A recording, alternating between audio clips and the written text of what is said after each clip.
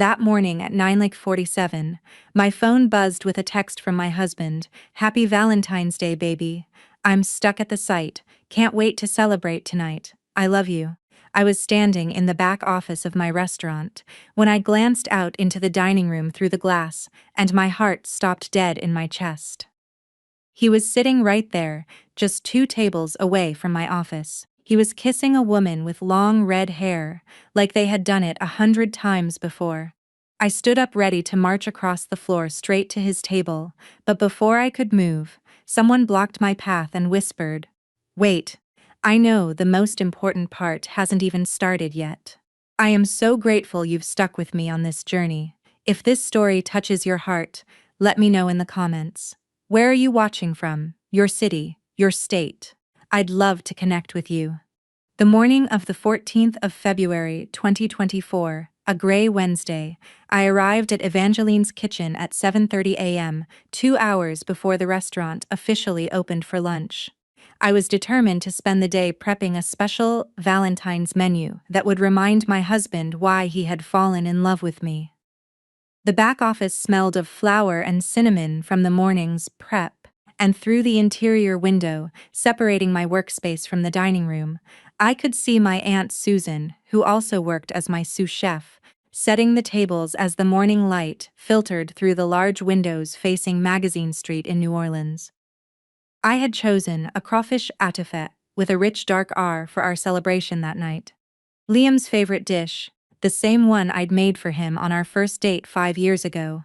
I was halfway through my mise en place when my phone buzzed on the flour-dusted counter at exactly 9:47. The screen lit up with his text, "Happy Valentine's Day, baby. I'm stuck at the site. Can't wait to celebrate tonight. I love you." For a second, I felt that familiar flutter in my chest, that stupid hopeful feeling that maybe everything was going to be okay. Despite the tension and distance that had crept between us over the last few months, I was reaching for the phone to reply when something on the other side of the glass caught my eye. Movement in the dining room, a flash of navy blue fabric, a familiar posture that made my stomach drop before my brain could even process what I was seeing. I looked up from my desk, and through the window, I saw him sitting at a corner table near the front, less than 30 feet from where I stood, paralyzed behind the glass.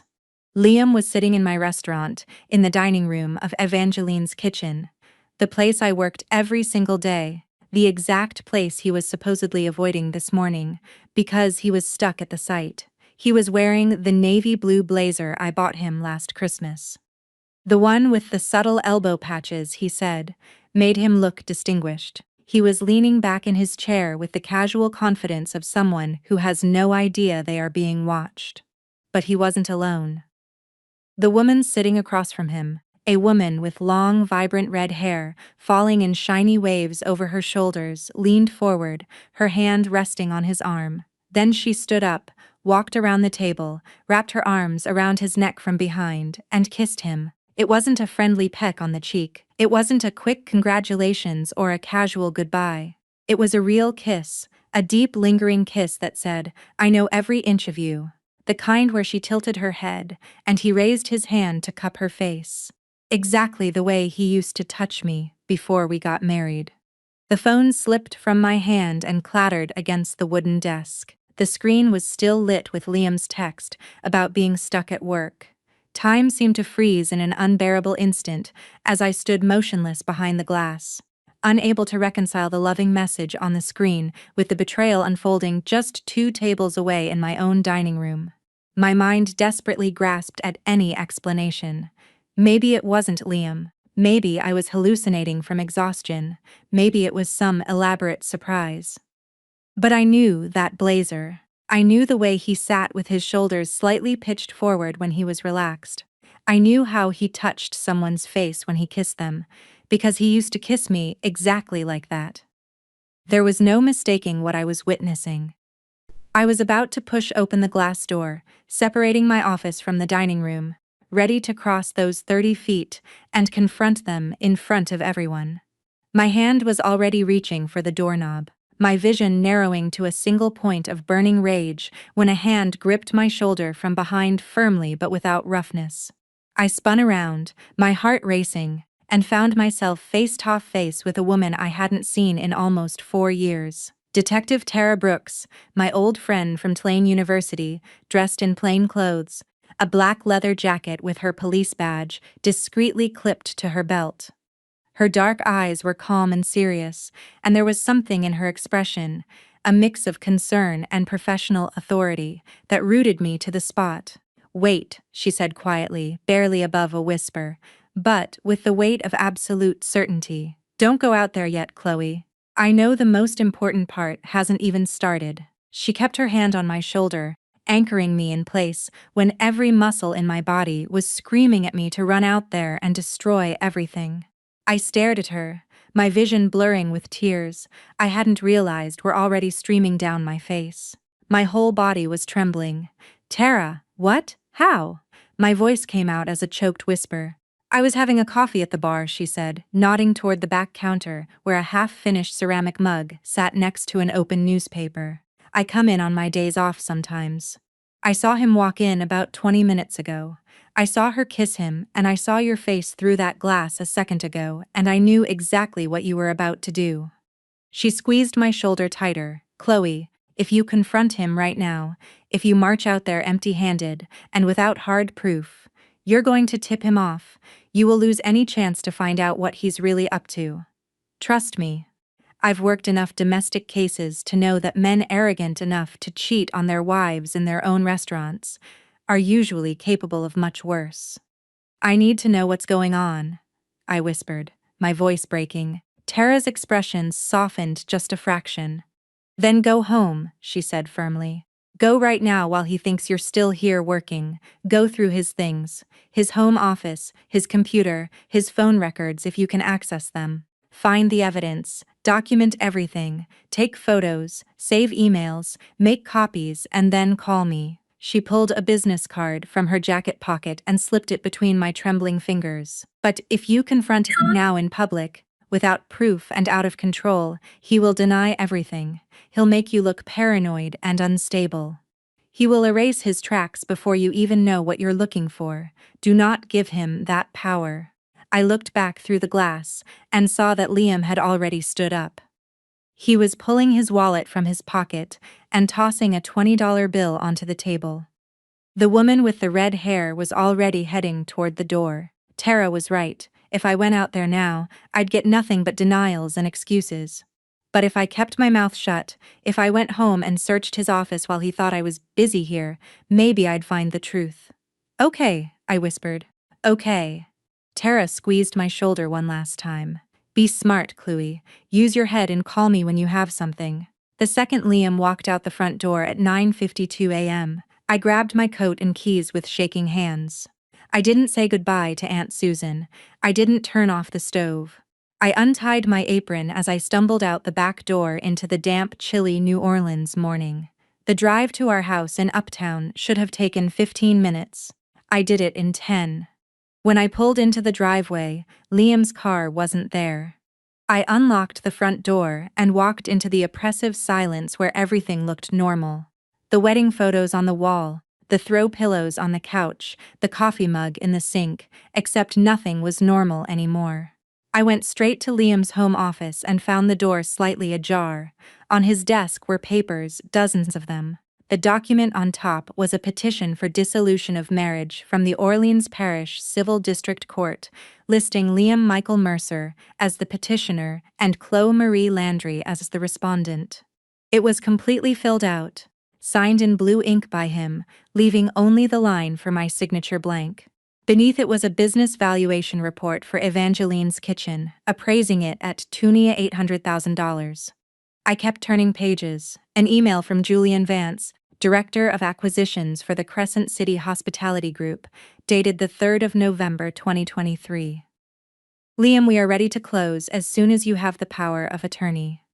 The $20,800,000 offer still stands. Make sure she is weak enough to sign before October 28th.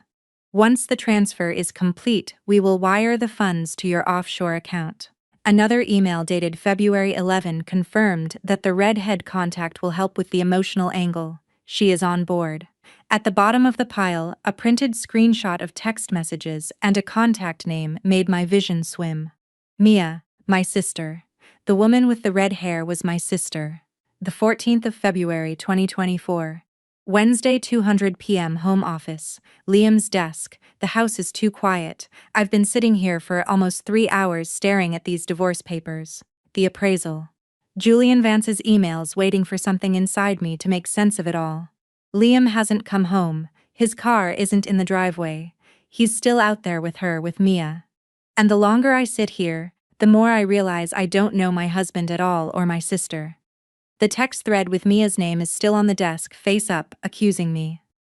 I've reread it over and over until the words blurred, hoping I misunderstood, hoping it was another Mia, some stranger with the same name. But no, the area code is hers.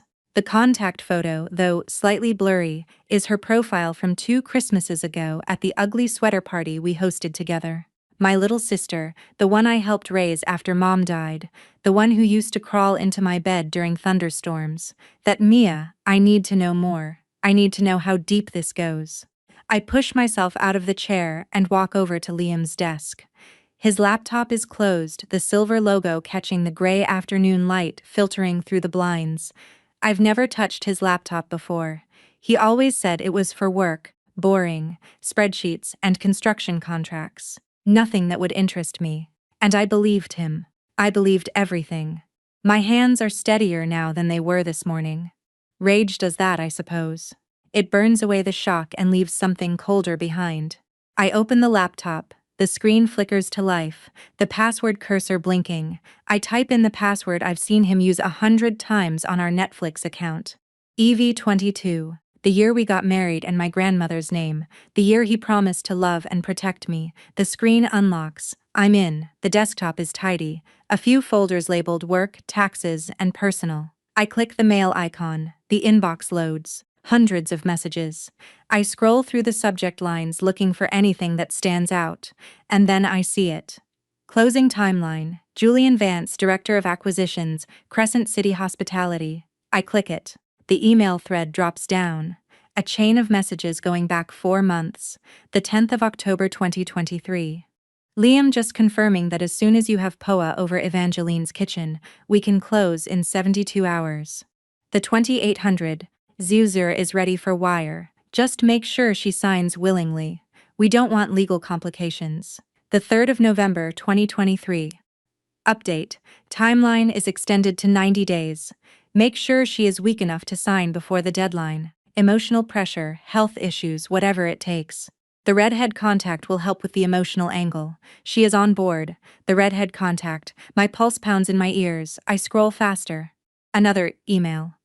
The 22nd of January, 2024. Confirmed. Your contact has agreed to the arrangement. She will handle keeping Chloe distracted and emotionally vulnerable. Once the POA is signed, you transfer the business. We wire the $20,800,000 to your Cayman account.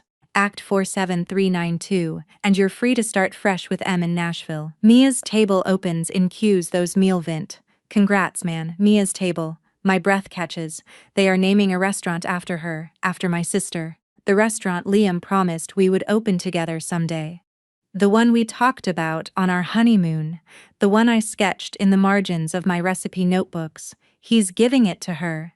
He's giving her everything. I click on another folder. Personal. Inside is a subfolder labeled M. I open it. Photos. Dozens of them. Liam and Mia in the French Quarter at Gulf Shores. The exact beach where Liam proposed to me 3 years ago, at a hotel bar. Her hand on his chest, his lips on her neck. The timestamps go back 18 months. 18 months.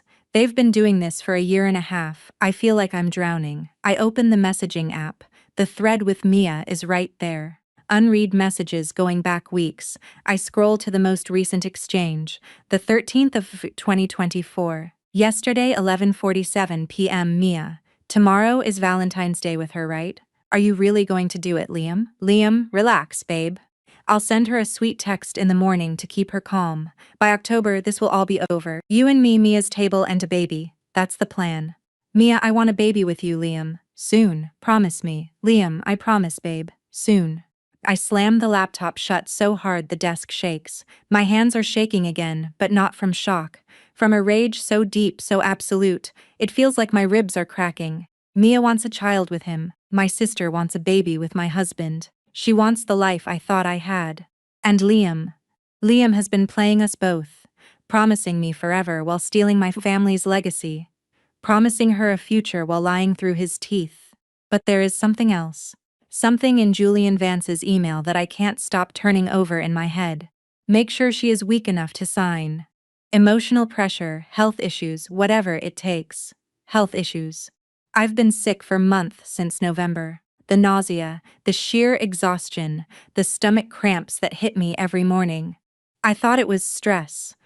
I thought it was the burnout of running the restaurant. But what if it wasn't? What if Liam had been doing something to me? My stomach heaves. I run to the bathroom and barely make it to the toilet before throwing up, bile burning my throat. When I finally sit back, gasping, my vision blurred with tears, I see it on the vanity counter. Liam's leather dop kit unzipped. Tucked inside, between his razor and deodorant, is a small brown glass bottle. I reach for it with trembling fingers. The label reads Ipocacy syrup to induce vomiting in cases of poisoning. Expiration March 2025.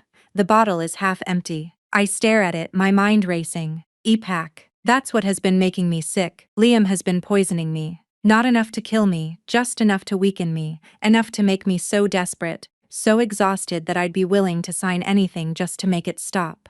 Make sure she is weak enough to sign. Oh my God, I stumble back to the office, the bottle still in my hand, and open the laptop again. This time, I search his browser history. I find it. Searches from 3 months ago. How to cause nausea without detection. Louisiana power of attorney requirements. Can a business sale signed under duress be contested? He planned it. He planned all of this. And Mia, my sister, my own blood helped him. I don't know how long I sit there staring at the screen as the pieces lock together like shards of broken glass, cutting deeper and deeper. But when I finally close the laptop, when I finally stand up, walk to the window and watch the rain sliding down the glass like tears, I'm no longer crying. My hands aren't shaking. I am cold, lucid, focused. Liam and Mia think they are going to take everything from me, but they're wrong because now I know. And knowledge, as Grandma Evie used to say, is the sharpest knife in the kitchen. I just need to learn how to use it, but first, I need to know exactly what Liam has been putting in my coffee every morning, and I need proof. The 15th of February 2024, Thursday, 6:30 a.m., home kitchen. I didn't sleep last night. How could I? Every time I closed my eyes, I saw that brown bottle, the half-empty syrup. I lay in the dark, listening to Liam's breathing beside me, wondering how many mornings he had stood in this kitchen, smiling at me while he poisoned my coffee. He came home late last night after 11. I heard his keys in the door, his footsteps on the stairs, the creak of the floorboards as he undressed in the dark. I kept my eyes closed, my breathing slow and even, pretending to be asleep. He slid into bed beside me as if nothing had happened. As if he hadn't spent the day with my sister, as if he wasn't planning to steal everything I own. I wanted to scream. I wanted to grab that bottle and hurl it at his face and demand answers. But I didn't, because if I want to stop him, I need to be smarter than him. I need proof. So this morning, when the alarm goes off at 6:30, I get up. I do my normal routine. I brush my teeth, pull my hair into a ponytail, throw on my New Orleans Saints hoodie. I walk into the kitchen like it's any other Thursday. Liam is already there, standing by the counter in a gray t-shirt and sweatpants, the French press steaming. He turns when he hears me and smiles. That same easy, warm smile I fell in love with 5 years ago. "Morning, baby," he says. As if he didn't spend yesterday plotting my destruction. Clears throat. "Morning," I say, my voice steady. I lean against the door frame, arms crossed, watching him. He reaches for the 2 ceramic mugs on the counter, the ones we bought at the French market. He pours the dark chori coffee into both. The steam rises in lazy spirals, then he turns to the fridge to grab the almond milk I like. But as he does, his other hand slips into the pocket of his sweatpants, just for a second, just long enough to pull out something small, a brown glass bottle, the same one I found yesterday. My stomach tightens, but I don't move. I don't let my face change. I just watch. He unscrews the cap with one hand, tilts the bottle over my mug. A few drops, clear liquid disappearing into the dark coffee. Then he screws the cap back on, slips it into his pocket, and turns around with the almond milk like nothing ever happened. The whole thing takes maybe 5 seconds. If I hadn't been watching, I never would have noticed. He stirs both mugs with a spoon, the metal clinking softly against the ceramic. Then he walks over to me, holding out my mug with that same smile. Here you go, babe. Extra almond milk. Just how you like it. I take the mug from his hands, my fingers brushing his. My hands don't shake, I don't let them. Thanks, I say. I bring the mug to my lips, pretending to take a sip. The smell hits me first, strong, bitter, chory, but underneath it there is something else. Something chemical. Something that shouldn't be there. I let the liquid barely touch my lips, then lower the mug. Perfect. I lie. Liam leans against the counter, sipping his coffee, scrolling through his phone, probably texting Mia, probably planning his next move. I watch him over the rim of my mug, pretending to drink, and I feel something inside me harden into steel. This man I married. This man I trusted with everything. He has been poisoning me every morning for 3 months. I remember November, that's when it started. The nausea, the exhaustion, the cramps hitting me without warning. So bad I had to sit down in the middle of a dinner rush. Doubled over trying not to throw up in front of customers. I thought I had an ulcer. I went to the doctor twice. They ran tests, found nothing. Probably just stress, they said. Try to relax. And all that time, it was Liam poisoning me slowly, carefully, methodically. You okay? Liam pulls me back. He's looking at me now, head tilted, concern in his eyes, fake concern. You look tired. I'm fine, I say, just didn't sleep well. You've been saying that a lot lately, he says, setting his mug down.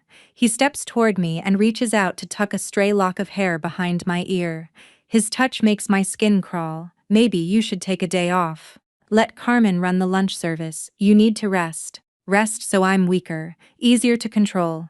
Maybe, I say, forcing a smile. I'll think about it. He kisses my forehead softly, tenderly, the exact way he kissed me on our wedding day. I love you, Chloe, he says, and for a fraction of a second I almost believe it. Almost. Then he grabs his keys from the counter. Got an early meeting. See you tonight. See you, I say. The door clicks shut behind him. I wait until I hear his car pull out of the driveway. Then I move. I grab a small glass jar from the spice cabinet and I pour the rest of my coffee into it, down to the very last drop. I tighten the lid, wipe the outside, and shove it into my purse. Then I dump Liam's coffee down the sink, rinse both mugs, and put them in the dishwasher. I stand there for a moment, gripping the edge of the counter, breathing hard. Now my hands are shaking, not from fear, but from fury. 3 months. He's been doing this for 3 months, and I didn't know. I didn't see it, but I see it now, and I'm going to prove it. I pull out my phone and search for medical labs nearby. Ochsner Medical Lab, 4, 7 stars, opens at 8 a.m. I can be there in 20 minutes. I text Aunt Susan. Can you open the restaurant today? I have a medical appointment. I'll be in before noon, she replies immediately. Of course, honey. Is everything okay? I stare at the text. No, nothing is okay, but it will be. Yes, I type back, just a checkup. I shove the phone in my pocket, grab my purse with the coffee sample inside, and head for the door. If Liam has been poisoning me, I need to know exactly what he's been using. And I need proof, legal proof, the kind that holds up in court. Because this isn't just about me anymore. It's about Evangeline's kitchen. It's about my grandmother's legacy. It's about everything Liam and Mia are trying to steal. And I am not going to let them. It is just past 10:15 a.m. on Friday, February 16th. When I pull into the parking lot of the Ochsner Medical Clinic in New Orleans, I've been sitting in my car for 5 minutes, the engine off, my hands gripping the steering wheel, staring at the glass doors of the clinic. Inside my purse, wrapped in a brown paper bag, is the jar of yesterday's coffee. The coffee Liam made. The coffee I watched him poison. I didn't sleep again last night. I lay in bed next to Liam, listening to him breathe, wondering how anyone could sleep so peacefully after doing what he's doing. This morning, he made the coffee again. Same routine, same smile, same kiss on the forehead. I poured it down the sink the second he left, and for the first time in weeks I had no nausea at 90 a.m. No cramps, no dizziness, nothing. That's when I knew for sure it's the coffee. It's always been the coffee. I grab my purse, take a deep breath, and step out of the car. The clinic waiting room is sterile, smelling of antiseptic and synthetic lavender, a combination that makes my stomach churn. A receptionist behind a plexiglass window looks up. "Good morning. How can I help you?" "I need to see someone about a toxicology screening," I say, keeping my voice steady. For a beverage sample, her smile falters slightly. "One moment, please." She picks up a phone, murmurs something I can't hear, and nods. "Dr. Bennett will be with you shortly. Have a seat." I sit in a plastic chair by the window, my purse clutched in my lap. The jar feels heavier than it should. After what feels like an eternity, a door opens, and a woman in a white coat steps out. Early 40s, dark hair pulled back, warm brown eyes behind thin wire-rimmed glasses. "Chloe Landry," she calls. I stand up. "That's me. I'm Dr. Rachel Bennett," she says, extending a hand. "Come with me." I follow her to a small exam room. I sit down. She closes the door and sits across from me. "So, the receptionist mentioned a toxicology screen on a beverage. Can you tell me a little more?" I reach into my purse and pull out the jar, setting it on the desk between us. The dark liquid has settled. "I need to know if there's something in this," I say. "Something that shouldn't be there. Poison, drugs, chemicals, whatever." Dr. Bennett picks up the jar, holding it to the light. "And where did this come from?" I hesitate. "My husband made it for me yesterday morning." Her eyes meet mine, a heavy silence falls. "And you're concerned because I've been sick for months." The words tumble out faster now. 3 months, nausea, vomiting, exhaustion, cramps. My regular doctor ran tests and found nothing. But yesterday I didn't drink the coffee my husband made me. And today I feel fine, no symptoms, nothing. Dr. Bennett sets the jar down carefully. Her expression is calm, but I see the sharp concern in her eyes. "Chloe, I have to ask, do you feel safe at home?" The question hangs in the air. "Not anymore," I admit. "But I can't do anything until I have proof. Legal proof." "That's why I'm here." She nods slowly, her gaze locked on mine. "Okay, I understand. We can run a full broad-spectrum toxicology panel on this sample. It will screen for common poisons, prescription medications, over-the-counter drugs, and a wide range of chemical substances." "How long will it take?" 72 hours, she says. "We'll call you the moment we have the results." And yes, because our lab is CLIA certified, the results are admissible as evidence in court if you need them. She pauses. "But Chloe, if you are in immediate danger." "I'm not," I say quickly. "Not yet. He doesn't know that I know, and I need it to stay that way until I have everything I need to stop him." Dr. Bennett studies me for a moment, then nods. "All right, the test is $1,750. We can run it through your insurance." "No," I say, pulling out my wallet. I find the old credit card, the one that was my mother's, the one I kept for emergencies. "I'll pay cash or use this card." "Do not run it through insurance." She doesn't ask why. She processes the payment and hands me a receipt. "We will call you on Monday afternoon," she says. "If you need anything before then, if you feel unsafe, call 911 or call me." She hands me her business card. "Thank you," I say, and I mean it. I walk out to my car. The cool air bites my face. I sit behind the wheel, breathing hard. It's done. 72 hours. On Monday I'll know for sure, and once I have that proof I can plan my next move. It is Monday, February 19, just past 2 p.m. I am in the kitchen at Evangeline's preparing for dinner service when the phone vibrates in my apron pocket. Number unknown, 504 area code. I step into the back office and answer. "Hello, Chloe, it's Dr. Rachel Bennett from Oxnard." Her voice is calm but with an edge I can't quite identify. "Can you come to the clinic right now? I have your results. I think we need to discuss them in person." My stomach drops. "You found something?" "Yes," she says quietly. "And I think you'll want to see this as soon as possible." I tell Carmen I have an errand, grab my coat, and I'm in my car before I can second-guess us myself. The drive takes 12 minutes, but it feels like 12 hours. Dr. Bennett is waiting for me in the same exam room. She gestures to the chair and closes the door. On the desk between us is a manila folder. She opens it and slides a printed report toward me. "Chloe," she says softly, "the results came back this morning." I wanted to call you immediately, but I needed to double-check with the lab first because this is serious. I look down at the report. The page is dense with technical terms, rows of chemical names and concentration levels, but one line near the top is highlighted in yellow. IPAX syrup did 15 milliliter per 250 milliliter sample. My vision blurs for a second. I blink hard, forcing myself to focus. ICAC, I say, my voice barely a whisper. That's what makes you throw up, right? Exactly. Dr. Bennett nods. It's an emetic syrup formerly used to induce vomiting in poisoning cases. It's no longer recommended because it can be dangerous if misused. At this concentration, 15 milliliter in a standard cup of coffee, it wouldn't kill you immediately, but it would cause chronic nausea, severe vomiting, fatigue, abdominal pain, and generalized weakness over time. I look up at her. Over what amount of time? If administered daily for several months, the cumulative effects can be severe. Dehydration, electrolyte imbalance, muscle weakness, even damage to the gastrointestinal mucosa. She pauses. Chloe, someone has been deliberately poisoning you, and judging by what you've told me, they've been doing it for at least 3 months. The room tilts. I grip the edge of the desk to keep myself grounded. 3 months. November. That's when it started. I thought I was sick.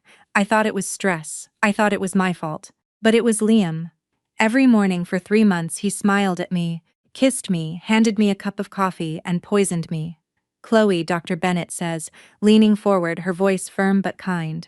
You need to go to the police right now. This is a felony. Whoever is doing this is committing aggravated assault, and depending on the circumstances, it could be attempted murder. You need protection. I shake my head slowly. I can't. Why not? Because I need more than this, I say, tapping the report.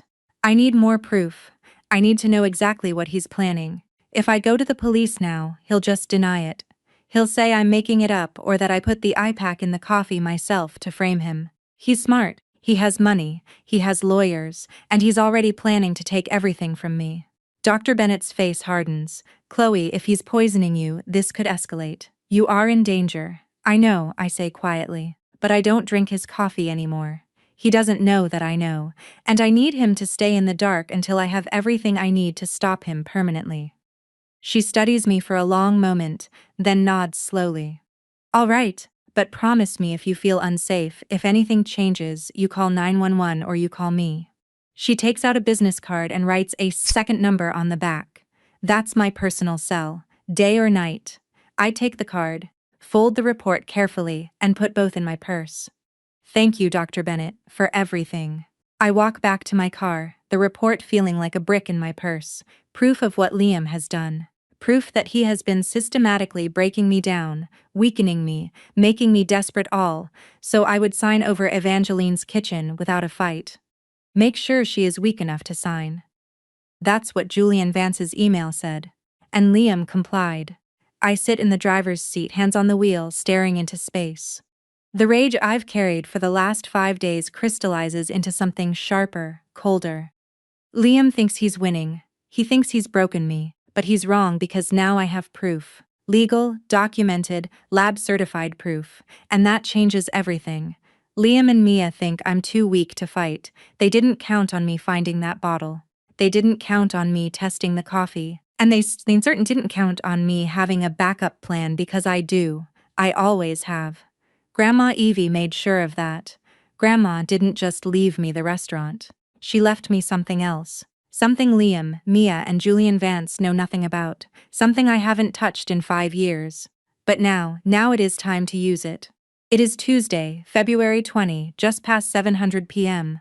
I am standing in the doorway of Grandma Eve's old bedroom, the room that was hers until she died 5 years ago. I've barely touched it since. The house is silent.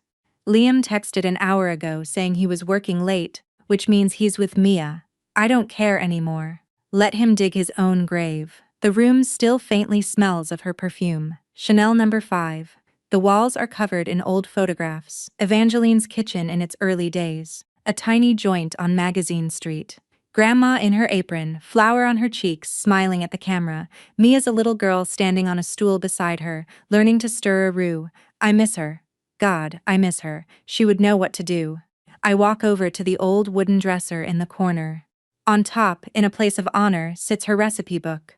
Not the printed cookbook we sell at the restaurant. This is the old one, the sacred one. A leather-bound journal, 45 years old. The cover softened and darkened by decades of use. Every recipe she perfected is inside, written in her careful, slanted cursive. Seafood gumbo, crawfish attifet beignet. I pick it up carefully, holding it in both hands, and sit on the edge of the bed. The leather cover is cracked along the spine, the stitching worn. As I turn it over, a corner of the front cover catches on my sleeve, and I hear a soft tearing sound. My heart skips a beat. No, no, no. I look closer. The leather on the inside edge of the cover has separated slightly, revealing something underneath. Not cardboard, paper. I set the book in my lap and carefully peel back the damaged leather underneath. Hidden in a secret pocket between the cover and the spine are 3 folded sheets of paper. My hands shake as I pull them out. The first is a handwritten letter in blue ink, Grandma's handwriting. I unfold it carefully, smooth out the creases and begin to read. My dearest granddaughter Chloe, if you are reading this, I am gone and someone has betrayed you. I always knew this day might come. Your grandfather and I built Evangeline's kitchen with our hands, our sweat, our love. But we also built it with sacrifice. And I know that success breeds envy, greed, and danger. That is why I made a plan. A plan to protect you even when I am not here to do it myself. There is a trust fund, my child. $50 million. It is deposited at Chase Bank in my name, managed by my attorney, Arthur Pendleton. He has been my friend for 40 years. I trust him with my life and with yours. The fund has one condition. It can only be accessed if there is proof that someone is trying to steal Evangeline's kitchen from you. If you have found this letter, I believe you have that proof. Call Arthur. Show him what you have found. He will help you activate the fund. Use the money to protect yourself, to protect the restaurant, to fight. This is your weapon, Chloe. Use it wisely. I love you, my girl. Always and forever, Grandma Evie. The letter blurs in front of me. I am crying, hot tears tracking down my cheeks, and I don't try to stop them. She knew. She knew this could happen. She knew I might need help, and she made sure I had it. Even from the other side, she is still protecting me. I wipe my eyes and unfold the second sheet. It's a certificate from Chase Bank dated January 2015. Evangeline Landry Family Trust. Principal $50,000. The third sheet is a business card. Arthur Pendleton, attorney at law, Pendleton and Associates. Below the name, a phone number. I sit there a long time holding the letter, $50,000. More than enough to hire the best lawyers in New Orleans. More than enough to fight Liam and Julian Vance in court. More than enough to protect everything Grandma built. But more than anything, it is proof that she believed in me, that she trusted me to carry on her legacy, that she knew I would fight. I fold the letter carefully and put it back in the book along with the certificate and the card. Then I stand up, walk to the window, and look down at the street. Out there somewhere, Liam is with Mia, convinced he is one. Convinced I am too weak, too broken, too scared to stop him, but he's wrong. Grandma gave me the weapon. Now I just have to use it. Tomorrow I will call Arthur Pendleton. I will show him the lab report, the emails, the forged signatures, and then I will start fighting back. It is Wednesday, February 21, just past 3:00 p.m. when I walk through the glass doors of Pendleton and Associates on Street Charles Avenue. The building is pre-war brick, high ceilings, ornamental molding, the kind of place that smells like polished mahogany and old law books. A silver-haired receptionist looks up and smiles. You must be Chloe Landry. Mr. Pendleton is expecting you. She leads me down a hallway lined with framed diplomas and black and white photos of historic New Orleans. My heart is beating fast. I clutch my purse, which holds Grandma's letter, the lab report, the emails, the divorce papers, all tucked inside a manila envelope. We stop at a wooden door. Chloe Landry is here. The receptionist announces, "Send her in." A warm, firm voice calls out. Arthur Pendleton is exactly as I imagined. Mid-60s, silver hair combed back, wire-rimmed glasses, a tailored gray suit that has seen better days, but still fits with dignity. He extends a hand. "Chloe," he says. The way he says my name like he's known me all my life tightens my throat. Please sit. I sink into a leather chair. He sits across from me, hands steepled. You look just like her, he says quietly. Evie, same eyes, same fire. I blink hard. You knew her well. 40 years. She came to me in 1984 when she was opening Evangeline's. We became friends. She was one of the strongest women I've ever known. She talked about you constantly, how proud she was. My chest aches. Did she tell you about the trust fund? Yes, he says, his expression turning serious. 10 years ago, she set it up with money she'd saved over 30 years, $50,000. She made me promise not to tell anyone, not even you, unless someone tried to take Evangeline from you. I nod slowly. Someone is. I pull the manila envelope from my purse and set it on the desk. Arthur opens it carefully, taking out each document. First, Grandma's letter. He reads it slowly, his jaw clenching. Then, the lab report. His eyes widen at the word Epiac. Next, the divorce papers with the forged signature. Finally, Julian Vance's email. He reads every line, his face darkening with each page. When he finishes, he looks up at me. Chloe, he says, his voice rigid with anger. This isn't just fraud, this is attempted murder. I know, I say quietly. That's why I'm here, I need help. Arthur leans forward. You have me and you have Evie. Even now, she knew someone might come for the restaurant. That's why she created the fund with that specific trigger condition. It can only be activated with proof of theft or coercion regarding Evangeline's. He taps the documents and this is clear, documented, irrefutable proof. Relief floods me so I can access the money. Yes, he says, but we have to act fast. I'm going to file an emergency petition with the Orleans Parish Civil District Court today. We will ask for 3 things. First, a temporary restraining order freezing all marital assets, including Evangeline's. That will prevent Liam from selling or transferring the property. Second, the immediate activation of the trust fund. So, you have financial resources. And third, an investigation into Liam Mercer's fraudulent activities. My heart races. How long will an emergency petition take? With evidence this solid, a judge can rule in 48 hours. Once granted, Liam won't be able to touch Evangeline's and you will have full access to the $50,000. I let out a breath I didn't know I was holding. And the poisoning? Arthur's expression darkens. That is a criminal matter. The court can mandate an investigation, but you'll have to work with the police. You have a contact there? I think of Tara. Detective Tara Brooks. Good. Arthur nods, because as soon as we file this petition, Liam is going to notice a freeze on the assets. He's going to panic, and panicked people do dangerous things. You need someone watching your back. I have someone, I say. I leave his office an hour later with a copy of the emergency petition in my purse, and a court date set for Friday morning. Walking to my car, the late afternoon sun breaking through the clouds. I feel something I haven't felt in weeks. Hope. Grandma protected me even after she died. She gave me the weapon I needed, but Liam is still out there plotting. Dangerous. I need someone to help me catch him red-handed.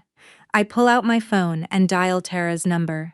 It is Saturday, February 24, just past 11 a.m. I am sliding into a corner booth at District Donuts on Magazine Street, ordering a black coffee. It's been 10 days since Detective Tara Brooks stopped me from confronting Liam and Mia.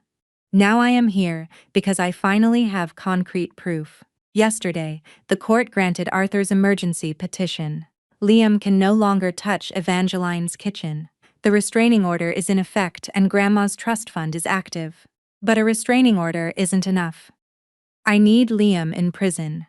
Tara clears throat, walks through the door at 11:15, dressed in jeans and a leather jacket, moving with that same alert posture. She spots me and slides into the booth.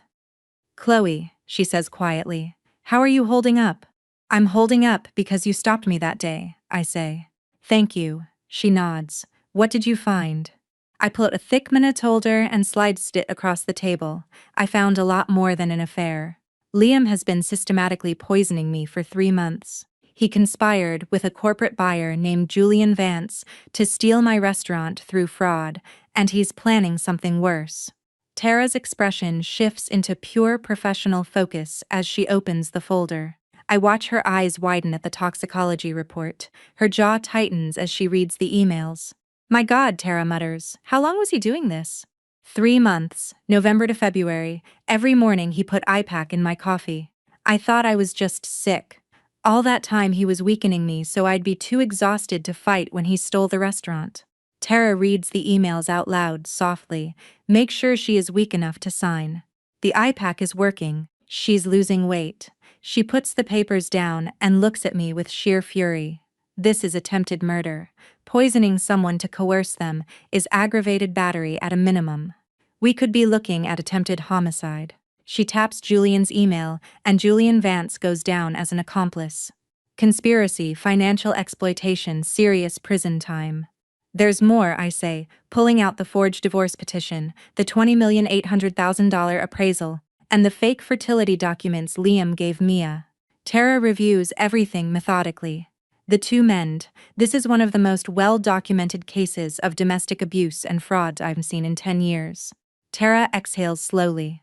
Do you want me to arrest Liam right now? I shake my head. Arthur says the evidence is solid but circumstantial regarding the poisoning. The lab proves there was IPAC in the coffee, but not that Liam put it there. The emails show Julian wanted to buy the restaurant, but not that Liam was actively coercing me. If we arrest him now, his lawyer will argue reasonable doubt. I lean forward. I need direct proof. A video of Liam poisoning my coffee. Audio of him confessing or catching him committing a new crime. Something undeniable, Tara nods. We set a trap, install hidden cameras in the house. Louisiana is a one-party consent state for audio, so you can record conversations as long as you're a party to them, or record what happens in your own home since it's marital property. Get him to talk, ask careful questions, and Julian and my sister I ask, my jaw tightening. Follow them, document their meetings. If you catch Liam, Julian, and Mia together discussing the plan, that's conspiracy. 3 people coordinating a fraud. That's bulletproof. Tara squeezes my hand. We're going to nail him, Chloe. I promise you. But act smart. If Liam figures out, before we have airtight proof, he could escalate. If he panics, he might do something worse. She gives me her personal cell number again. If anything goes wrong, call 911. Then me. I'm running background checks on Julian Vance. You buy the cameras. We're building a case. It is Wednesday, February 28th, just before 10 p.m. I am sitting on my bed with my laptop open and headphones on, reviewing footage from the hidden camera I installed 4 days ago. It's tiny, hidden inside a picture frame on Liam's desk. I bought it on Amazon for $40. It records video and audio straight to a cloud account Liam doesn't know exists. I've been reviewing the footage every night. Mostly it's just him typing emails, but tonight I find something. The timestamp is the 27th of February, 2024, 14:47. Yesterday afternoon, Liam is alone in the office, phone pressed to his ear. I turn up the volume. His voice comes through clearly. Ray, it's Liam Mercer. We met last month at the contractor's mixer in Meaty. Pause. A male voice on the other end, muffled but audible. Yeah, I remember. What's up? I need you to do a job, Liam says, leaning back in his chair. At a restaurant, Evangeline's Kitchen on Magazine Street. Okay, what kind of job? Gas line inspection, Liam says smoothly. But I need you to do something specific. I need you to loosen one of the valves. Not much, just enough for a slow leak soak. Something that won't be noticed immediately. A long silence on the other end. You serious? Dead serious? And I'll pay you $5,000 in cash. No receipt, no paper trail, just you, me, and the job. Another pause. If there's a leak and someone's inside, that's the point, Ray.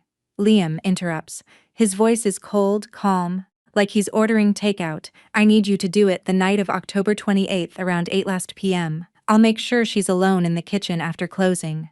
My blood runs cold. Shirai asks, who is she? My wife, Liam says, and I need to make sure she doesn't walk out. I hit pause. My hands are shaking so badly I almost drop the laptop. I rewind 10 seconds, play it again. I need to make sure she doesn't walk out. I play it a third time, a fourth. Each time, the words hit me like a physical blow. Liam isn't just planning to steal my restaurant, he's planning to kill me. He is hiring someone to cause a gas leak, to blow up the restaurant with me inside it. October 28th, our wedding anniversary. I hit play again. On screen, Ray's voice returns, hesitant. Man, I don't know. That's highly dangerous. If someone dies, they'll trace it. They won't trace it to me. Liam cuts in. It'll look like an accident. Old building, faulty gas pipe, tragic explosion. Fire inspector closes it as an accident. My wife is gone.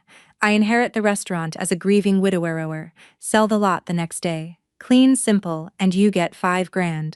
I need to think about it, Rai finally says. You have until March 15th, Liam replies. After that, the offer expires. Call me. The line clicks. Liam sets the phone down, stretches, and goes back to typing on his laptop as if he didn't just put a hit out on his wife. I close the laptop and sit in the dark, staring at nothing. October 28th. That is 8 months away. 8 months he planned to live with me, kiss me, pretend to love me while plotting my murder. I feel like I'm going to vomit. I stumble to the bathroom and splash cold water on my face. The woman in the mirror looks like a stranger, pale, terrified. But beneath the fear is a white, hot, incandescent rage. Liam poisoned me, he forged my signature, he conspired with Julian Vance, he slept with my sister, and now he wants me dead. Erased so he can take everything I have and start over with Mia. No, I will not let him. I export the file. I save 3 copies, one on my phone, one on a flash drive hidden in my purse, one on a secure cloud. I text Tara. I have something urgent. She replies in 30 seconds. My office, 7 a.m. Liam hired someone to kill me. I type back. I have it on video. 3 dot appear. My God. Chloe, are you safe right now? He's asleep. I'm fine. I locked the bedroom door. I sit in the dark listening to my husband breathe in the next room and I realize something. I'm no longer afraid. I am ready. October 28 is 8 months away. But Liam doesn't know that I know, and by the time he figures it out, it will be too late. It is Tuesday, March 5, just past 4:00 p.m. I am sitting in the office of Anderson Investigations in downtown New Orleans. Tom Anderson, a 50-something PI with close-cropped gray hair, slides a thick folder across his messy desk. Preliminary report. Tom says, I've been tailing them for 5 days. They aren't exactly discreet. I open the folder. Photographs. Liam and Mia walking into the Roosevelt Hotel. Sitting in a corner booth at a cafe, holding hands, kissing in a grocery store parking lot. They meet 3 times a week, Tom says. Always at the hotel, always between 2 and 5 p.m. When you're at the restaurant, they check in under Mr. and Mrs. Thompson. He pays cash. What else? I ask, turning the photos. Your sister is seeing a fertility specialist, Tom says to Lane Fertility Center. She goes every Tuesday and Thursday. I look up. A fertility specialist. She's trying to get pregnant. Tom pulls out another photo. Mia leaving the clinic holding a folder. Seems serious. They act like a couple planning a long-term future. She talks about opening a place called Mia's Table. He talks about moving to Nashville. They aren't hiding from each other, just from you. I close my eyes. Mia wants a child with him. Does she know he's married to me? Tom shrugs. Hard to say for sure, but judging by her behavior. Yes. Tom slides one more photo across the desk. Took this yesterday. They were at a coffee shop. Liam was showing her a paper. She was smiling. Looked official. Medical documents. Maybe. I look closely at the photo. I zoom in with my phone camera. The paper Liam is holding has a logo. Louisiana Wellness Clinic underneath, in small print. Patient Liam Mercer. Diagnosis. Low sperm count due to prior injury. Treatment. Testosterone therapy to improve sperm quality. Estimated completion, December 2024. My heart stops. I need to make a call. I say, pulling out my phone. I dial Tara. She picks up on the second ring. Tara, I need you to check something. Liam's medical records. Specifically, I need to know if he ever had a vasectomy.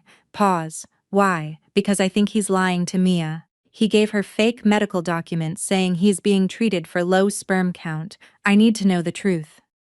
Hang on, Tara says.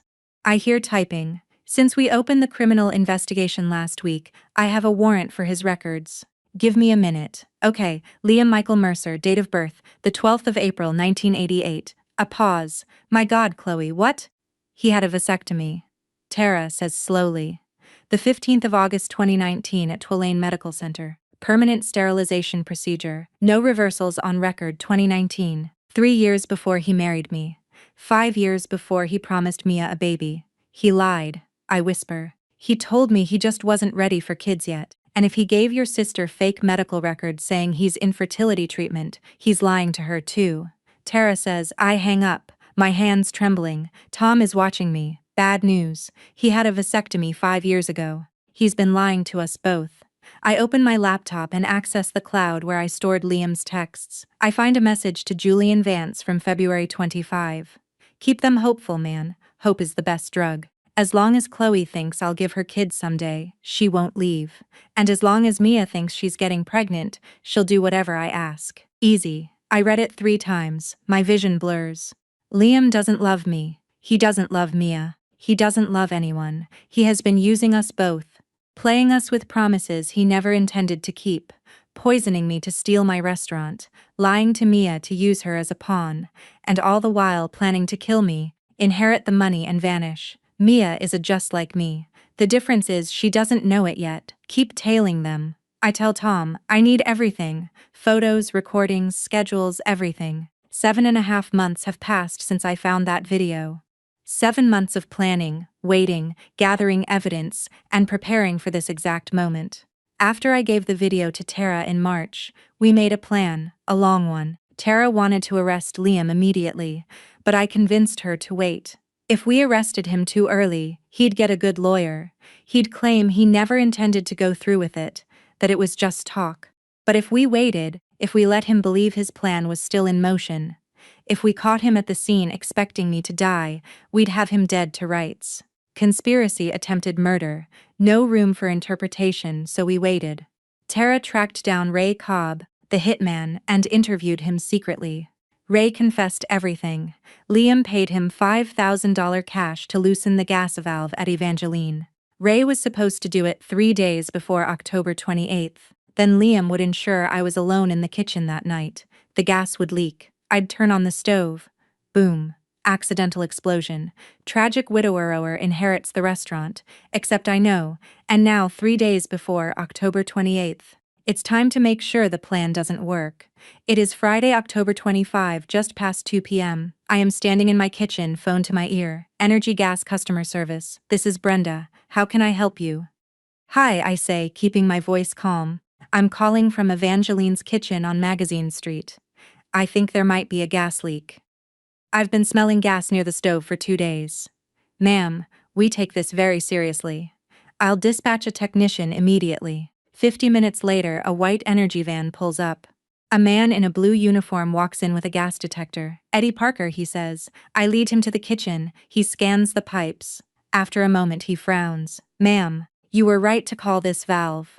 He points to a brass fitting behind the stove. It's loosened. Not enough to cause an immediate massive leak, but if you'd turned the stove on full blast for a while, it would have leaked fast. Could have caused an explosion. My stomach tightens, but I keep my face neutral. Can you fix it? Sure, I'll tighten it right now. He works for 20 minutes. When he's done, he stands up. All tightened. No leaks. But I have to ask, do you know how that got loosened? I don't know, maybe someone bumped it. He gives me a skeptical look. Well, it's fixed. I'll file a report. Actually, I say quickly, pulling cash from my purse. Can you do me a favor?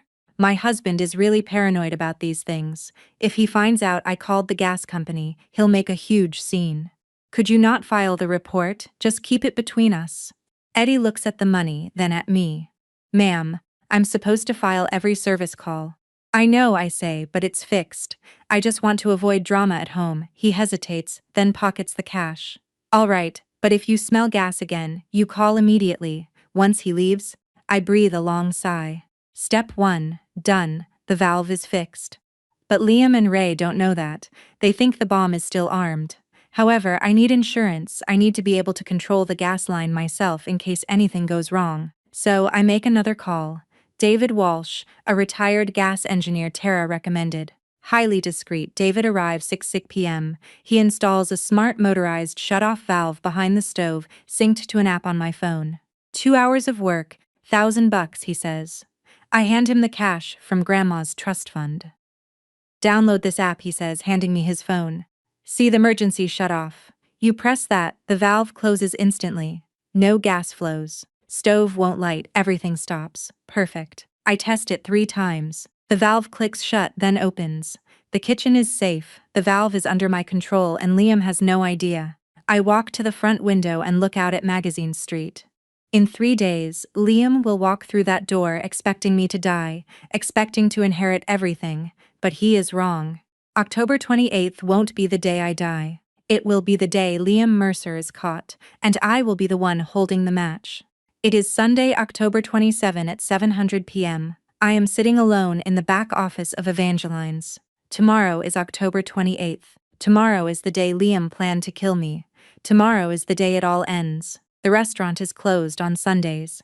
Outside, a heavy Louisiana rain is falling. I open a burner text app on my phone.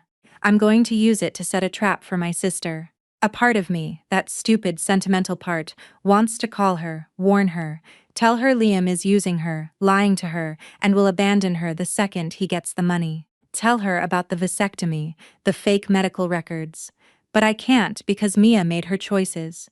She chose to sleep with my husband, she chose to help him steal my restaurant, and tomorrow night, she will pay the consequences. I take a deep breath and type, mimicking Liam's exact tone. Babe, Chloe threw together a last-minute anniversary dinner for tomorrow night, 028, at 8 p.m. at Evangeline to try and win me back. She invited my mom and a bunch of friends. It's actually perfect with so many people there. The accident will look even more real, and no one will suspect a thing. Show up as a guest, play nice with Chloe, and when it happens after everyone leaves around 10, we'll both have an alibi because we were in a crowd. Don't call me. Chloe has been watching me like a hawk. Trust me, babe. After tomorrow night we're free. I love you. I read it 3 times, it sounds exactly like him. I hit send. 5 minutes later my phone vibrates. A reply from Mia, okay baby, I'll be there after tomorrow. We'll have everything, right? I stare at the message and something inside me breaks. We'll have everything. She really believes it. She really thinks Liam loves her, that they are going to open Mia's table and live happily ever after with my money. She has no idea. I text back, well, have everything, babe. I promise, look gorgeous, and act surprised when you walk in, Mia. I will, I love you. I delete the app, the trap is set. Tomorrow night, October 28th at 8:00 p.m., I will have everyone I need in a single room. And when I am done, Liam's Mercer and Mia Landry will be in handcuffs. It is Monday, October 28th, 6 a.m. I wake up, reach for my phone, open the gas safe app, and hit the red button. Emergency shut off. The valve at Evangeline's clicks shut, 3 feet away. No gas, no explosion. Liam's plan is dead before it starts. I dress in black jeans and a gray sweater, fold Grandma's apron into my bag, and drive through the empty, rain streets of New Orleans to the restaurant. Today, I am not cooking a dinner. I am building a case. 7 courses, 7 sins, 7 pieces of evidence that will destroy Liam Mercer. I write the menu on the chalkboard in the dining room. First course, bitter coffee, poisoning, epiac. Second course, the forged contract, fraud. Third course, broken promises, the vasectomy lie. Fourth course, betrayal, the affair, texts. Fifth course, the murder plot, the gas leak hitman. Sixth course, ambition, greed, buyer emails. Seventh course, the truth, justice, reckoning. I spend the day prepping. For the first course, a bitter, strong chori coffee served on a tray next to the printed Oxner lab report showing 15 milliliters of IPAC. The second course, a deconstructed green salad plated over a photocopy of the forged sale contract for $2,800,000. The third, blackened red fish, served alongside a printout of Liam's 2019 vasectomy record. The fourth, duck Creole, garnished with printed transcripts of Liam and Mia's texts. The fifth, Grandma's seafood gumbo, a dish that takes hours of love and patience, served with a printed transcript of the hidden camera audio. I need you to loosen the valve. I need to make sure she doesn't walk out. The sixth course, bananas Foster, placed next to Julian Vance's emails detailing the offshore transfer. The seventh course, a single piece of dark chocolate on a white plate, bitter, undeniable. By 5 p.m. in the dining room is set, 15 place settings. White tablecloths, candles, name cards. I seat Liam at the head of the table, Mia to his right, Julian Vance to his left. My seat is at the opposite end, the power position. At 6:30 I change into a dark maroon dress. Elegant, confident. At 7 I light the candles. The room glows warm and inviting like a trap. My phone buzzes. Liam, on my way, baby. See you soon, Mia. Almost there. Nervous but excited, I smile. A cold, thin smile, she should be nervous. At 7:30, I pour myself a glass of wine. I don't drink it, I just hold it, feeling the weight. The party is about to begin and Liam has no idea he is the main course. The dining room of Evangeline's kitchen glowed with the soft amber light of 24 candles, their flames flickering in the cool October breeze, drifting through a cracked window near the bar. I stood behind the hostess stand, my hands steady. The air smelled of roasted garlic, fresh thyme, and the rich, dark of the gumbo simmering in the back. At exactly 8:05 p.m., the front door swung open and Liam walked in. He wore the charcoal gray suit I bought him for our first anniversary. He crossed the room in 3 long strides, wrapped his arms around me, and kissed my forehead. "Happy anniversary, baby," he murmured. I forced myself to smile, playing the adoring wife one last time. "Thanks for being here," I whispered, my fingers briefly brushing the gas shut-off app on my phone, hidden in my pocket. At 8:10, Mia walked in. Her red hair was pulled into an elegant updo. Wearing an emerald green cocktail dress clearly meant to catch Liam's eye, she stopped in the doorway, feigning perfect surprise. "Chloe, you invited me," she said lightly. I smiled, completely devoid of warmth. "Of course I invited you, Mia. Your family, after all." Her eyes flicked to Liam for a fraction of a second. At 8:20, Julian Vance arrived, silver hair, immaculate navy suit. "Liam, good to see you," Julian said smoothly, patting his shoulder. "Chloe, thanks for the invite. Your grandmother's restaurant is legendary." I nodded politely, noting how Liam's smile tightened. By 8:05, all 15 guests had arrived. Liam's mother, Beatrice, radiating pride. My Aunt Carmen, Detective Tara Brooks in a simple blazer, her badge hidden. My lawyer, Arthur Pendleton. At 8:50, everyone was seated around the long rectangular table. I stood at the head of the table, tapping my wine glass. The room fell silent. "Thank you all for being here tonight," I began, my voice clear and steady. 2 years ago, Liam and I stood before many of you and promised to love and honor each other. Tonight, I wanted to celebrate that promise. I've prepared a very special 5-course dinner inspired by my grandmother Evie's recipes. But more than that, I have a story to tell you. A story about trust, betrayal, and how far someone will go to protect what they love. I saw Liam's smile falter. I saw his hand tighten around his wine glass. He knew something was wrong. "The first course will be served in a moment," I said, pointing to the kitchen door, and with it, the first chapter of tonight's story. I locked eyes with Liam. "I think you will all find it very revealing." I walked to the kitchen and returned carrying a silver tray. I placed a white porcelain mug directly in front of Liam, steam curling off the surface. "For 3 months, 90 consecutive days. My husband made me coffee every morning," I said, my voice deliberate. He was so loving, so attentive. But what he didn't tell me was that every cup contained 15 milliliters of IPAC syrup, a drug designed to induce violent vomiting. I pulled the folded toxicology report from my pocket and held it up. "This is from Oxner Medical Lab, dated February 19. It confirms the poisoning."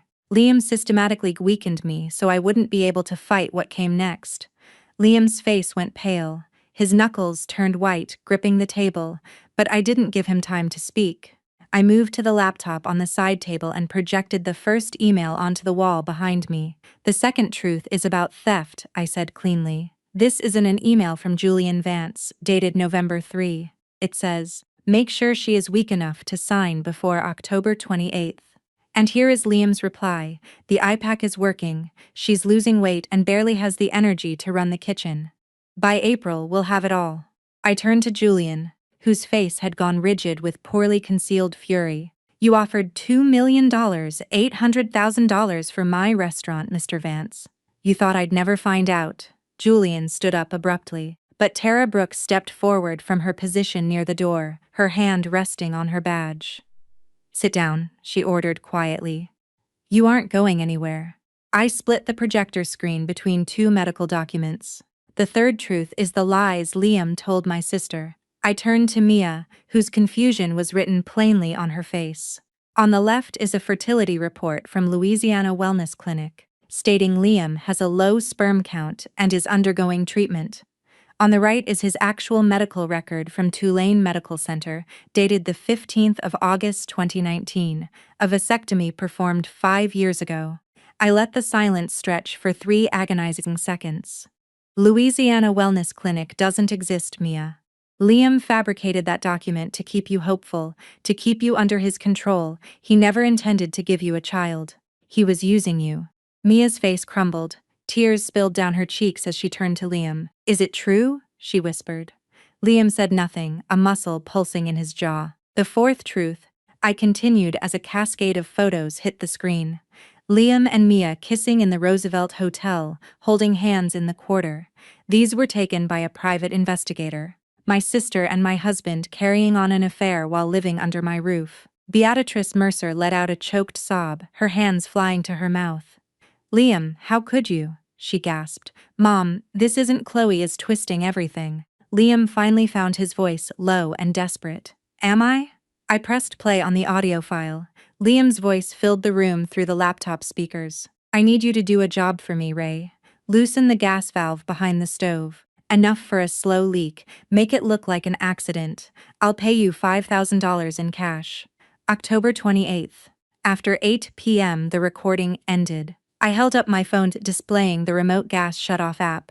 The fifth truth is attempted murder. I said Liam hired Ray Cobb to sabotage this kitchen. Tonight, he planned for this building to explode at 8:50 p.m., killing me and everyone in this room, including his own mother, and passing it off as an accident. Beatrice collapsed forward, sobbing, and Aunt Carmen rushed to hold her. Liam jumped to his feet, his face flushed. I didn't mean for anyone else to get hurt, he shouted. It was just supposed to be. He cut himself off, realizing too late what he had just admitted. I projected the final piece of evidence, the text messages between Liam and Mia. The sixth truth is ambition. When Chloe is gone, we'll open Mia's table. Just you and me. Mia covered her face with her hands, her shoulders shaking with sobs. I set my phone gently on the table. And the seventh truth, I said, dropping my voice to something cold and final, is justice. Tara Brooke stepped forward, her badge now fully visible. Liam Mercer, you are under arrest for attempted murder, conspiracy to commit fraud, and solicitation of arson. Julian Vance, Tara continued, you are under arrest as an accomplice to fraud. She pulled the handcuffs from her belt and locked them around Liam's wrists. He stood paralyzed, all the blood drained from his face. Detective James Torres entered through the back door and handcuffed Julian with the same precise efficiency. You have the right to remain silent. Tara began reading the Miranda rights. I watched as they led Liam toward the door. At 9:28 p.m., his head bowed, his shoulders slumped in total defeat. I felt something inside me finally release. Not triumph, but the quiet satisfaction of knowing justice had been served. Mia was still collapsed at the table. Beatrice reached for my hand, her eyes swollen. Chloe, I am so sorry, she whispered. I had no idea. I squeezed her hand gently. I know, Beatrice, this was never your fault. When the door closed behind Liam and Julian at 9:30 p.m., the dining room fell silent, broken only by Mia's crying. I looked around at the faces of my guests, shocked, grieving, but alive, every single one of them alive. It's over, I said quietly, it's finally over. On the 18th of December 2024, exactly 7 weeks after that night, I sat in the front row of courtroom 412 in the Orleans Parish Criminal District Court. I watched as Judge Margaret Whitmore took the bench, her face grave and impassive. The trial had lasted 3 weeks. The room was packed with reporters from the Times-Picayune. Arthur Pendleton sat beside me. Tara Brooke sat 2 rows back. Beatrice Mercer was absent. She had publicly disowned her son in a written statement. Judge Whitmore adjusted her glasses and looked down at the 3 defendants seated at separate tables. The court will now pronounce sentencing, she began. Mr. Mercer, please stand. Liam stood up slowly. The orange jumpsuit was a stark contrast to his expensive suits. He looked gaunt and pale after 2 months in the Orleans Parish prison. Liam Michael Mercer, you have been found guilty by a jury of your peers of attempted murder in the first degree, aggravated battery by poisoning, conspiracy to commit fraud, solicitation of arson, and identity fraud. The evidence presented including recorded audio, toxicology reports, and the testimony of multiple witnesses, including your co-defendant, Mia Landry, has proven beyond a reasonable doubt that you engaged in a calculated months-long campaign to poison your wife, steal her business, and murder her in a staged explosion that would have claimed the lives of 14 innocent victims. She paused. You are sentenced to 12 years in the Louisiana State Penitentiary at Angola, without the possibility of parole for the first 8 years. Furthermore, you are ordered to pay $500,000 in restitution to Miss Chloe Landry from the liquidation of your personal assets. All ownership rights to Evangeline's kitchen are hereby terminated. Liam said nothing. He slumped back into his chair as the bailiff stepped forward. Judge Whitmore turned to Julian. Mr. Vance, please stand. You are sentenced to 8 years in state prison, followed by 3 years of probation for conspiracy to commit fraud and complicity in attempted murder. You are permanently barred from holding any executive position in the hospitality sector in Louisiana for 15 years. Finally, her gaze shifted to Mia. Miss Landry, please stand. Mia stood up, trembling. Mia Landry, you have pleaded guilty to accessory after the fact and obstruction of justice. The court recognizes your full cooperation with law enforcement and your crucial testimonies against Mr. Mercer. However, your willingness to serve as an alibi demonstrates a profound moral failure. You are sentenced to 2 years of probation, 400 hours of community service, and mandatory psychological counseling. You are prohibited from contacting Miss Chloe Landry without her express written consent. Mia nodded, tears streaming down her face. Thank you, Your Honor, she whispered. As the gavel fell, I remained seated for a long moment, feeling strangely hollow. Tara sat beside me. You did it, Chloe. Justice was served. You can move on now. I nodded slowly. I know, but it doesn't feel the way I thought it would. It never does. She squeezed my shoulder. But you survived. That's what matters. Arthur handed me a sealed envelope as we stood to leave.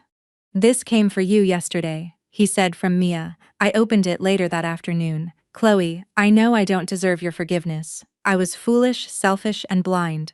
I will live with what I did for the rest of my life. I am so sorry. I folded the letter fully and set it aside. I didn't reply. Liam lost his freedom. Julian's has lost his career. Mia lost her family and I had my restaurant back. My safety restored, my justice delivered, but I had also lost the sister I thought I knew, the marriage I believed in, and the innocence of trusting that the people you love will never destroy you. The sun rose over the Gulf Coast at 6:15 a.m. on the 15th of May, 2025, casting golden light over the wet sand of Gulf shores as I walked barefoot toward the water. Grandma Eve's old recipe book clutched to my chest. I had woken up at 4:30 that Sunday morning with an overwhelming need to return to this place. The place Evie used to bring me as a child when I was sad or scared. The ocean washes it all clean. My girl, she used to say. No matter how much it hurts, the waves keep coming and life moves on. It had been 6 months since the sentencing. I had done exactly what Evie taught me to do. The $50,000 from the trust fund and the $500 Zuzan in restitution had given me the power to transform everything Liam had tried to destroy. I paid off every debt Evangeline's kitchen had. I renovated the dining room with warm terracotta walls, expanded the seating, installed a state-of-the-art kitchen, and commissioned a mural of Evie on the back wall, her hands covered in flour, smiling eternally. But the renovation I was most proud of wasn't physical. In February, I founded the Evangeline Legacy Fund, a nonprofit offering $10,000 grants to women escaping domestic violence or financial abuse who wanted to start businesses in the food and hospitality sector. In March, we awarded our first 3 grants. Seeing those women speak about their hopes for the future made me cry harder than I had in months, not from pain, but from healing. Evangeline's reopened in April with a menu blending Grandma's classics with new dishes I had created. Aunt Carmen became my partner. By late April, New Orleans Magazine had featured us, and we were nominated for Best Family Restaurant of 2025. And yet, despite the success, there was still a hollow place inside me that hadn't healed. A week ago, I saw Mia standing across Magazine Street, hands in her pockets, staring at the illuminated windows of the restaurant. She didn't try to come in, she just watched for 10 minutes, then walked away. The next morning, white roses appeared on my doorstep. I didn't respond. I wasn't ready. Maybe I never would be. Standing on the beach, my phone vibrated. An email from Elena Ramirez. Dear Miss Landry, I am 29 years old. 2 months ago, I left an abusive marriage with nothing but my 7-year-old daughter. I am living in a women's shelter in New Orleans, and a counselor told me about the Evangeline Legacy Fund. I've always dreamed of working in a professional kitchen. I saw you are hiring prep cooks. I promise I will not let you down. Will you give me a chance? I read it twice, feeling something warm and bright shift in my chest. I replied, Dear Elena, it would be an honor to meet you. Come to Evangeline on Monday at 10 a.m. We will start together. I hit send and looked out at the waves breaking against the shoreline. I thought of Liam locked in his cell at Angola. I thought of Mia living alone with her guilt. I thought of the restaurant I almost lost, the life I almost lost. And then I thought of Elena, of Aunt Carmen, of the customers who returned week after week for the warmth and safety within our walls. I opened the recipe book to the first page where Evie had written, Never let anyone steal your dreams. I traced the words with my finger. I didn't know what the future held. I hadn't forgiven Mia, and maybe I never would. But I had forgiven myself for trusting the wrong person. For believing love would protect me when sometimes love is exactly what hurts the most. Evangeline's Kitchen was no longer just a restaurant. It was a sanctuary, proof that women like me, like Elena, can survive anything and still build something beautiful. The sun climbed higher over the water, painting the sky in shades of gold and pink. I felt something I hadn't felt in over a year, peace. Not the absence of pain, but the presence of purpose. I tucked the recipe book under my arm and walked back toward my car, ready to return to New Orleans, ready to meet Elena on Monday morning, ready to start again. And to you listening to this story, remember this. God gave me 3 chances to see the truth before October 28th.